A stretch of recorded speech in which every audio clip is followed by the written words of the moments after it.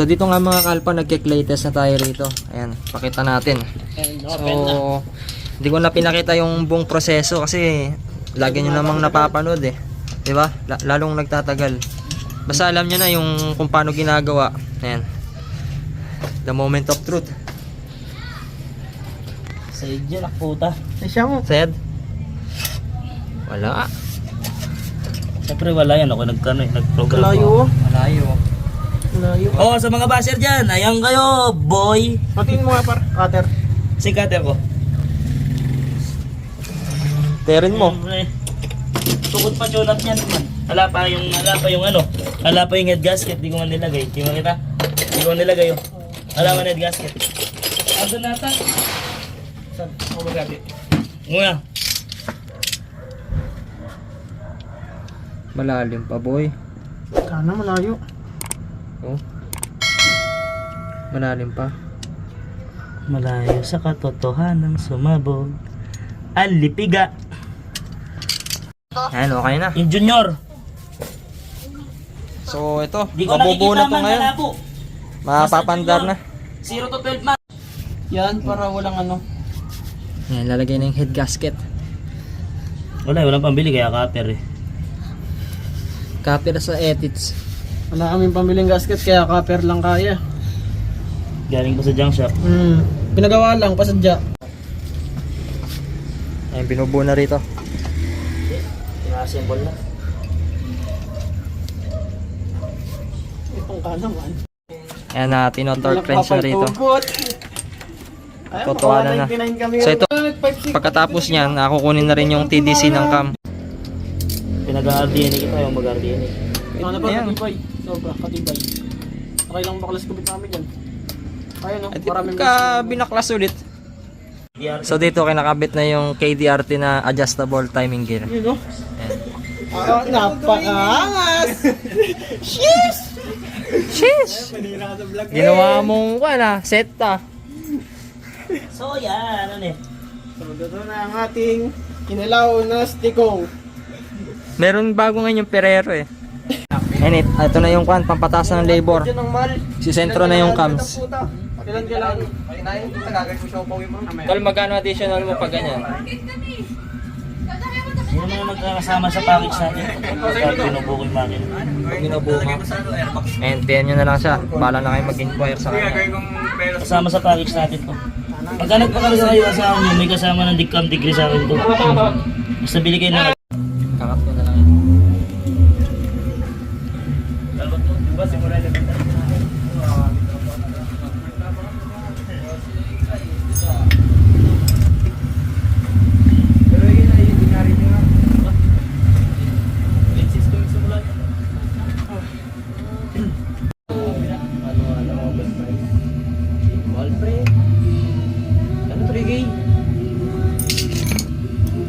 Dun sa 2K pre, 1.5. Kasama na yung lahat na. Bracket na. Hindi ko eh. Pwede na sana pre. Kaso hindi pa yung kasama yung yung bracket sa ibang sensor. Elbow lang. Elbow lang na literal. Tangin naman. Ngayon, gold. Doon, dana. 2K, 5 na ano. Kung kaya nasa namin sa 2 eh. Yung kasama lahat sa 1.5.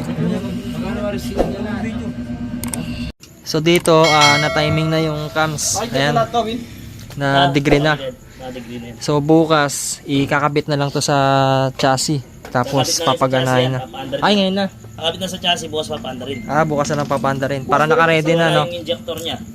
Wala rin. Di talaga andar. Pwede, manual injector. Ay, nilabas na yung dito motor. Sasalpak na yung makina. Yan, di na natin ganong bibidyoan kasi madali na lang to. Parang compression ito. Ano tol? Ano yung compression? 12.6. 12.6. 12.6 is to 1 yung compression ito.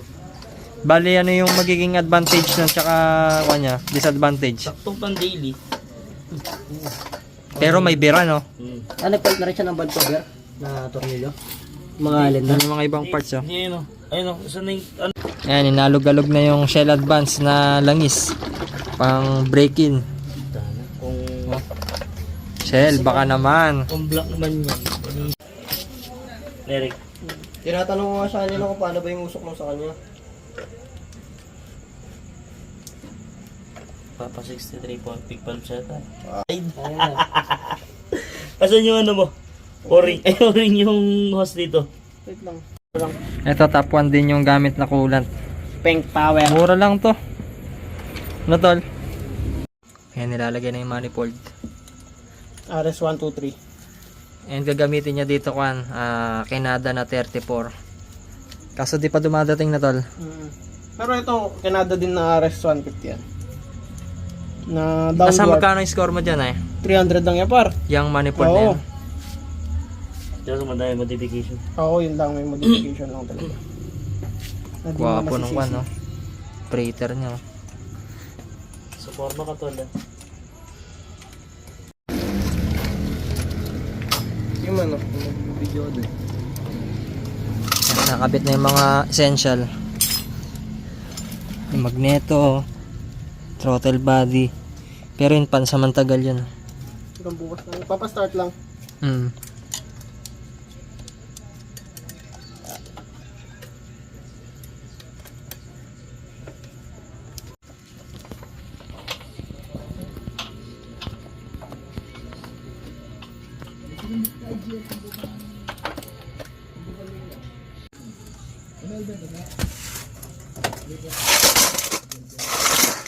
Ito yung ignition coil niya, 4S1M.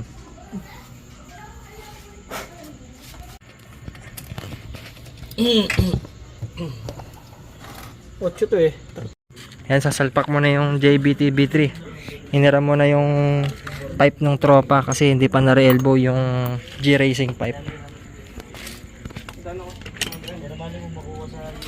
Para mo nung ano, kapag mga isang ganda niya. Beta gray, balutin mo. Oo.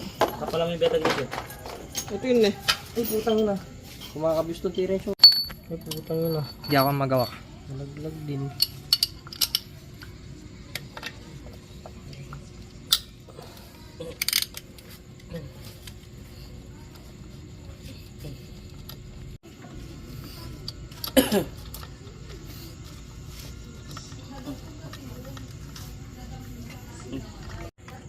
Repeat lang ha.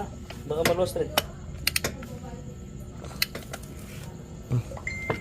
Dali sticker nga. Ayan, pag-startin lang natin.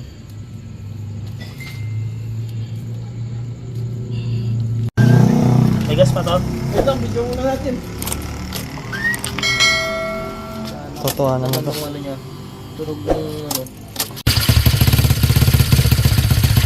Yo, si Jimmy Turik. Jimmy Turik.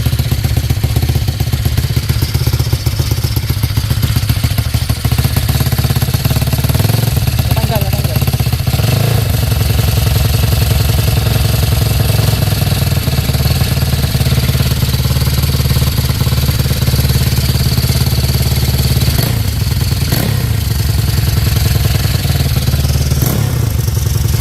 One click no? Ano ang mga build hindi 1,000 click.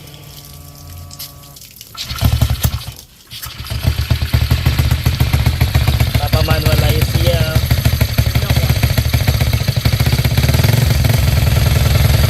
Tayo na natin ako switching yung manifold niya. Switching out. Bali parating na yung kanya, Canada.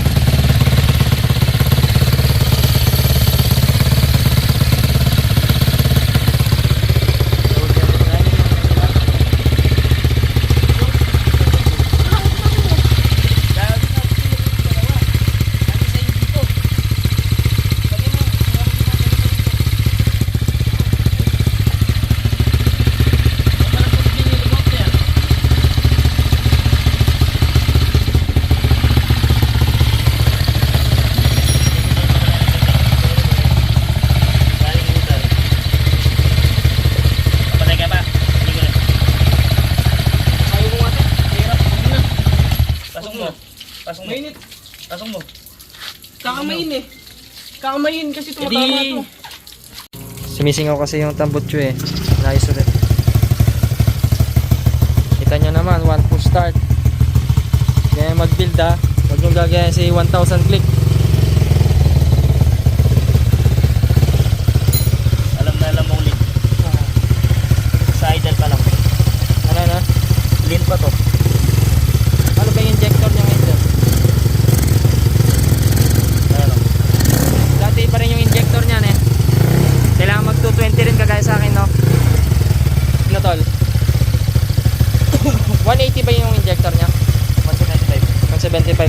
and magpapalit pa ng injector.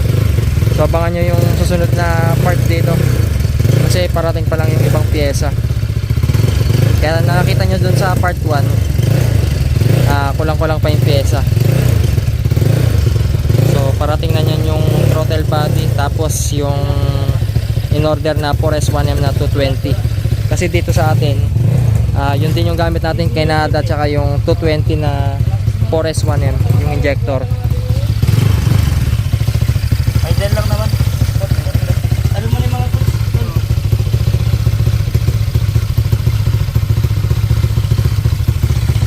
Maririnig na rin nila yung G-Racing buka ay sa susunod.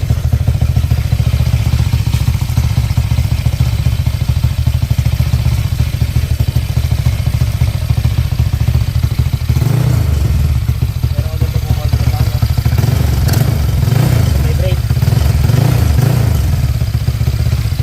Ano masasabi mo, boy? Aray ko. Hotel, yung mga gusto magpagawa, anong masasabi mo? Yun nyo lang nila ako. Gusto lang pagawa. MF Works. And hindi pa yan fully finished. Tayo nyo ang katotohanan. So yun mga kalpa, dito na nga magtatapos yung video vlog natin dito sa Honda Click 199cc part 3. So abangan ninyo minsan ang kabit ng G-Racing, Canada, tsaka yung mga iba pang essential dito para makita nyo yan sa susunod. So yun lang, huwag nyo sana nakakalimutan na mag-subscribe mga kalpa and i-click yung notification bell para sa tuwing nag-upload tayo ay lagi kayong ma-notify at lagi kayong updated. So yan, shoutout kay Tol MF Works, kay Bader, tsaka kay Eric, ayan, tsaka sa mga ibang tropa na nandito kanina.